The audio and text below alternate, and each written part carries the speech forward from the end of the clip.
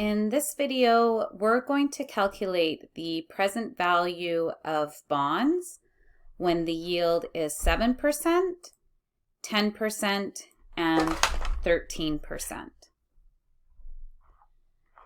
Midland Oil has 1,000 par value maturity value bonds outstanding at 8% interest.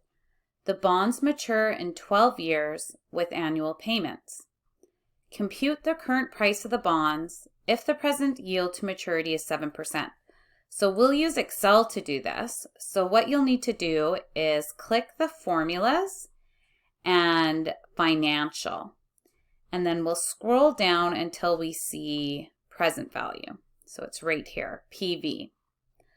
So the rate that we use is the yield rate.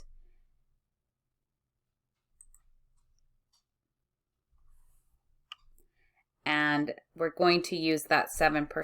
So I can just click on there, or you can even just type in 7%. Now the number of payments are the amount of payments throughout the term of the bond.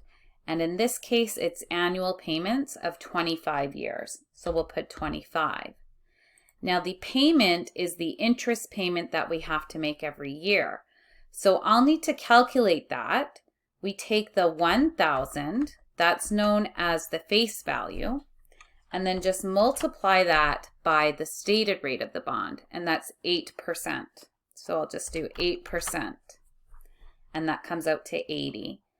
And the future value is the face value, so it is the 1,000 par value. And the number will come up down here, so it's going to be 116.535, and we'll just want to round that to 2 decimal places. So since I typed in positive numbers for my payment and my future value, it will just spit out a negative present value for me, and that's just the time value of money. Otherwise it will error out on the calculation. So let's try and do this one again, but we'll use a yield of 10%. So we'll go to Insert Function, or we'll probably just take a shortcut. Let's do Financial. Scroll down to the present value again.